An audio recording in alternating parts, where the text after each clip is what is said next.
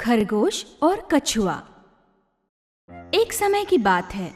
एक घने जंगल में 3 दोस्त रहते थे, भेड़िया, खरगोश और कछुआ। वो तीनों रोज एक जगह पर मिलते थे।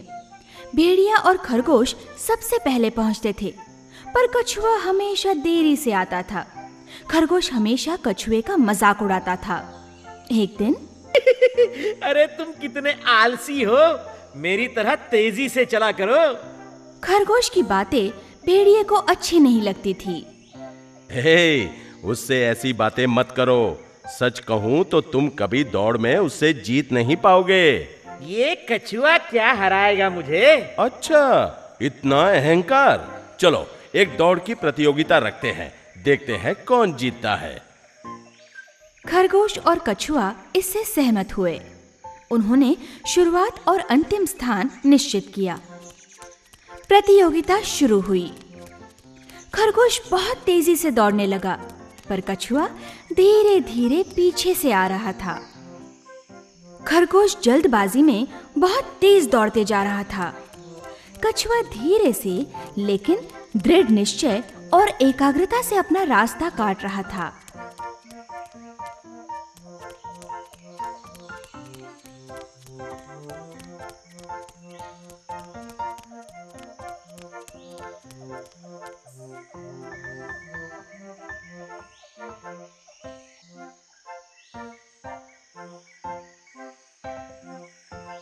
कुछ देर बाद खरगोश थक गया। उसने पीछे मुड़कर देखा, कछुआ कहीं दिखाई नहीं दे रहा था। तो खरगोश ने सोचा, है, वो मुझसे कभी नहीं जीत पाएगा, जरा आराम तो कर लूं। ये सोचकर खरगोश एक बड़े पेड़ की छांव में लेट गया और चैन की नींद सो गया। कुछ देर बाद धीरे धीरे कछुआ उस पेड़ के पास आया जहां पर खरगोश सो रहा था। उसने देखा कि खरगोश गहरी नींद सो रहा है, मगर वो अपनी गति से बिना रुके अपनी मंजिल की ओर चल पड़ा।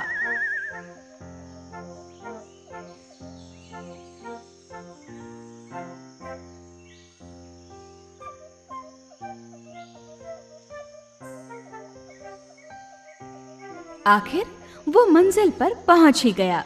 सारे जानवर उसका अभिनंदन करने लगे। आखिर तुमने कर दिखाया, पर खरगोश का क्या हुआ? बड़ी देर बाद खरगोश नींद से जागा। पीछे मुड़कर देखा तो कछुआ दिखाई नहीं दिया। वो आलसी कछुआ तो नजर भी नहीं आ रहा। भला मुझसे कौन जीत सकता है? वो मंजिल की तरफ भागने लगा, मगर अंतिम स्थान पहुंचते ही उसे तो झटका लग गया। कछुआ वहां पहले से ही पहुंच चुका था। सभी हंसने लगे और वो शर्मिंदा हो गया। भेड़िए ने खरगोश से कहा, देखा तुमने, तुम्हारा घमंड तुम्हारी मंजिल में रुकावट बन गया।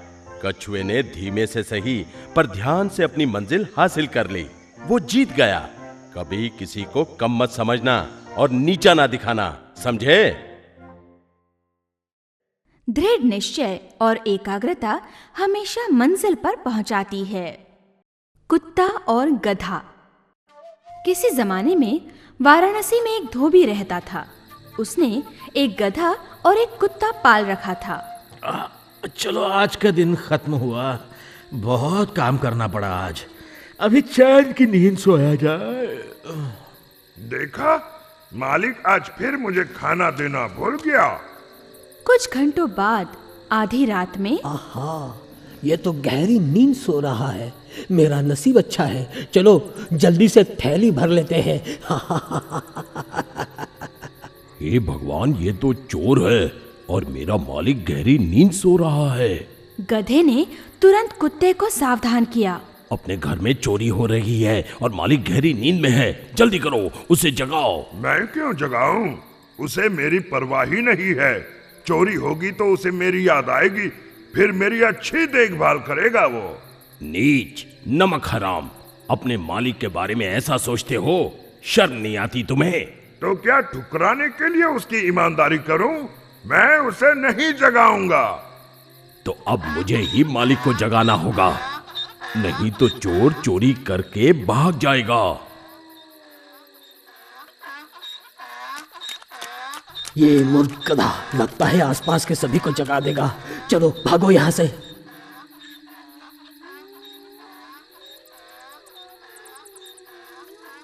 धोबी ने उठकर खिड़की से झांक कर देखा, मगर तब तक चोर तो भाग चुका था। इस मूर्ख गधे ने मेरी नींद हराम कर दी। बेवक्त चिल्लाता रहता है, इसे अभी मजा चखाता हूँ। धोबी ने एक लकड़ी उठाई और बुरी तरह गधे की पिटाई की। कुत्ते ने खेदपूर्वक अपना सर हिलाया।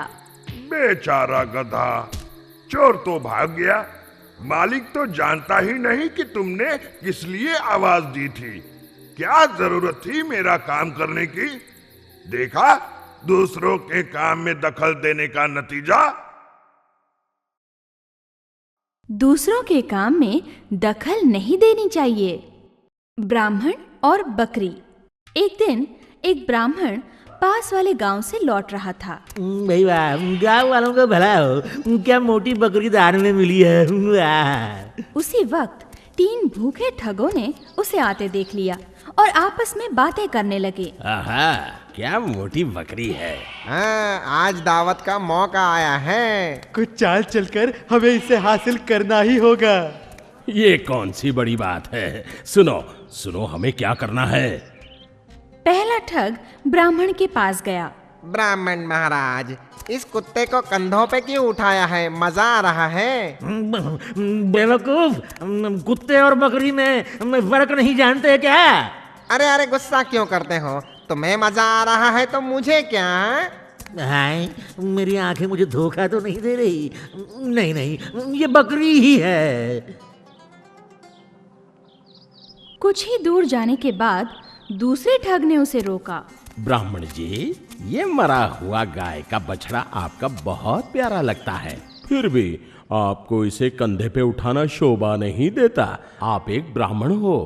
भैया अंधे हो क्या? हम देखते नहीं, ये एक जीवित बकरी है, बछड़ा नहीं। गुस्सा मत होइए, माफ करना, शायद ये मेरी गलती है। भैया ये क्या हो रहा है? मैं पागल हूँ या वो लोग पागल हैं? ब्राह्मण थोड़ी दूर गया नहीं के। अरे ओ ब्राह्मण, उस गधे को फेंको नीचे, लोग तरह तरह की बातें करेंगे। नहीं नहीं, ये तीनों के तीनों गलत कैसे हो सकते हैं? वाकई ये बकरी नहीं है, ये तो कोई रूप बदलने वाला भूत है। गांव वालों ने मेरे साथ बहुत ही नीच मजाक किया है। घबरा के बिना कुछ बोले ब्राह्मण ने अपने कंधों से बकरी को नीचे फेंका और जल्द से जल्द वो वहां से भाग गया। ब्राह्मण के वहां से जाते ही उन तीनों ठगों ने उस बकरी को पका के अच्छा भोजन किया। आत्मविश्वास जरूरी है। मूर्ख बगुला। एक समय की बात है, एक तालाब के किनारे एक नारियल का ऊंचा पेड़ था। उस पर एक बूढ़ा बगुला रहता था। तालाब कुछ ही दिनों में सूखने वाला था। उस तालाब में बहुत कम मछलियां बची थी, जो सिर्फ उस अकेले बगुले के लिए काफी थी। मगर उस तालाब और नारियल के पेड़ पे उसे बहुत गर्व था। काश दूसरे बगुले भी यहाँ आए और ये बात जान ले कि मैं कितना खुशकिस्मत हूँ। एक दिन उसने देखा कि एक बगुलों का बड़ा झुंड तालाब के ऊपर से गुजर रहा था।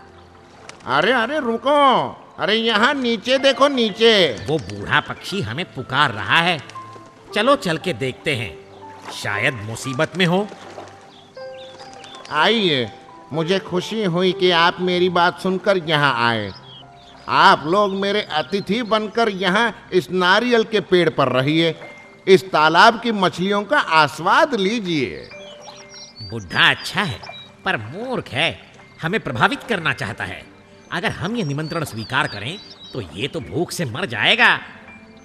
इसीलिए उस नेता ने अपनी झुंड की तरफ से उसके निमंत्रण का इनकार किया। हम आपके प्यार के आभारी हैं, पर हमें जाना चाहिए। हाँ, हमारा चतुर नेता ठीक कह रहा है, हम तो बहुत लोग हैं। देखिए, ये मछलियाँ तो सिर्फ आपके लिए ही काफ़ी हैं, हमें कहीं और जाने दीजिए।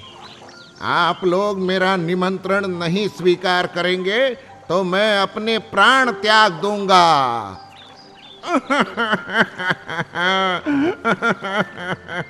झुंड के नेता को अब उसका निमंत्रण स्वीकार करना ही पड़ा।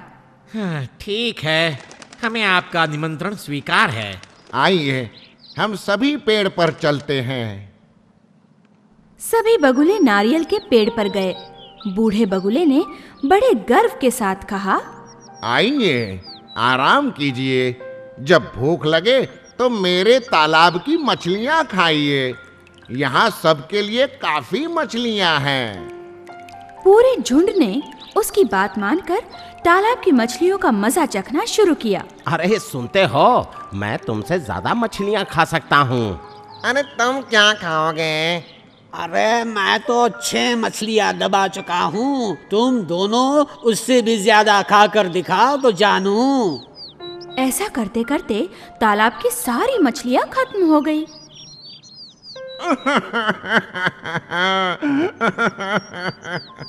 हे भगवान, एक भी मछली नहीं बची। अब शाम को उन्हें खाने को क्या दूंगा, और उनके जाने के बाद मैं क्या खाऊंगा? बूढ़ा बगुला अपनी करनी पर बहुत पछतावा करने लगा, पर अब तो बहुत देर हो चुकी थी। शाम को झुंड का नेता उसके पास गया। हमें शाम के खाने के लिए कुछ भी नहीं बचा। आपके आतिथ्य के लिए हम आपके आभारी हैं, पर अब हमें निकलना चाहिए। मैं अपने झुंड को भूखा नहीं रख सकता। वहां से निकलते वक्त झुंड के नेता के मन में अकेले बूढ़े बगुले के लिए खेद प्रकट हुआ। वो बहुत बूढ़ा है, हमारे साथ उड़ नहीं सकता। काश उसने हमारी बात मान ली होती। बेचारा ज्यादा दिन जिंदा नहीं रहेगा। कुछ दिन बाद उस बलहीन वृद्ध बगुले ने अपनी आखिरी सांस ली। वृथा अभिमान नहीं करना चाहिए। मूर्ख ब्राह्मण।